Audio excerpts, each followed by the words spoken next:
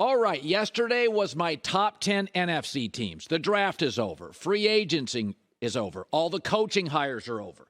Now I'll do a couple more, combined top 10s as we get through camp, injuries pile up. But here we go. The AFC top 10. Number 1, Kansas City.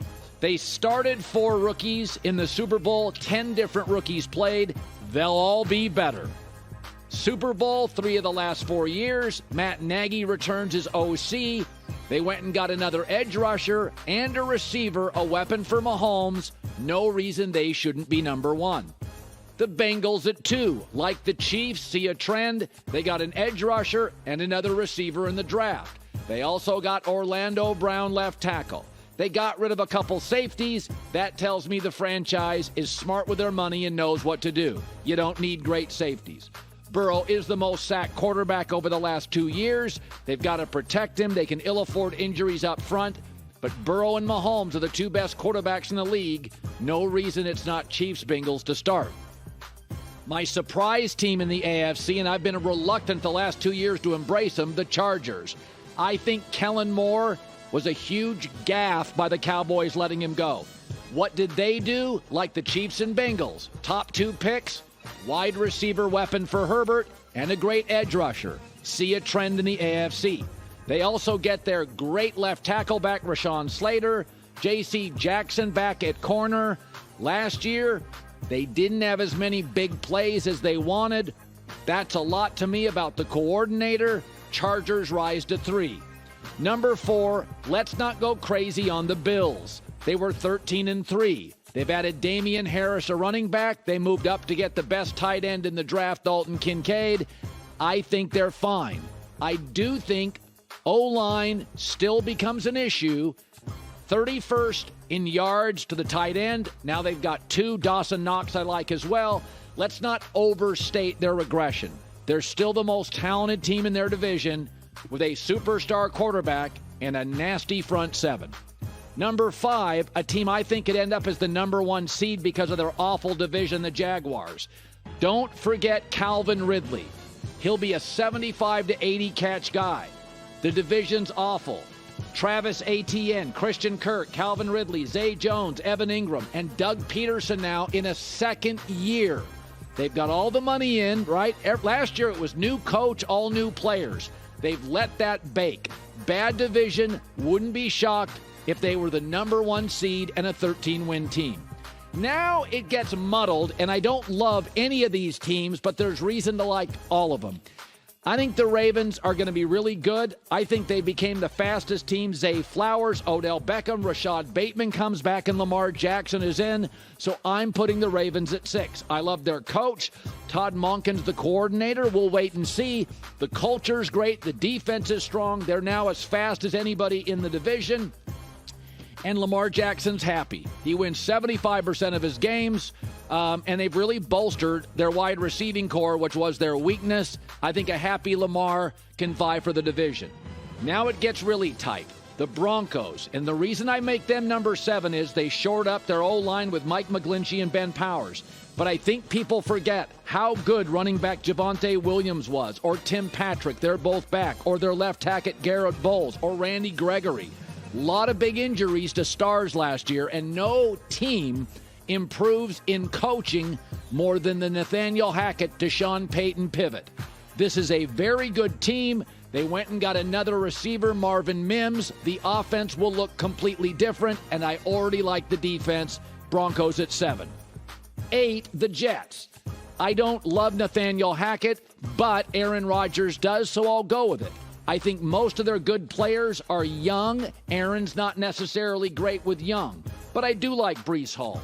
Elijah Vera Tucker is back on the O-line. I think he is an outstanding interior offensive lineman. They can ill afford to get a receiver hurt. Alan Lazard, he's good. He's not great. They're very young on offense. I want to see how Aaron Rodgers and Hackett make that work. My feeling is Aaron would be better in year 2 than year 1, but I have them at 8. Number 9, a team of stock I'm buying is the Steelers. I thought they had the best draft. They had 3 needs. They nailed all of them. I think their first 5 picks will all play a lot. Also, at the end of the year, Kenny Pickett played pretty well. 5 TDs and 1 pick over his last 7 games. I don't know if he's a star, but getting Broderick Jones, going out, upgrading the offensive line, Joey Porter, Darnell Washington, a blocking tight end. Mike Tomlin doesn't have losing seasons. Pittsburgh is sneaky good. I have him at 9. And number 10, Miami. I do not believe Tua plays 17 games, probably closer to 13 or 14. They did not address their offensive line. I think their number one acquisition, Jalen Ramsey and Vic Fangio, the defensive coordinator. They will be a much better defensive team. But if Tua's your quarterback with concussion concerns, I'm a little bothered they didn't attack the offensive line. So there is my top 10.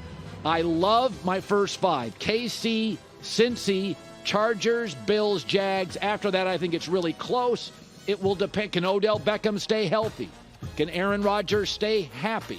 Can Sean Payton and Russell Wilson work? Does Kenny Pickett grow? Does Tua stay on the field? I love my top 5. I'll say it again. The most underrated team in the league may be Jacksonville in that division. They could easily beat Houston, Tennessee, and the Colts twice, go 6-0 in division. Kansas City is not running through their division. It's just too good. Now you've added Sean Payton to it. J-Mac, any thoughts? Oof, woo.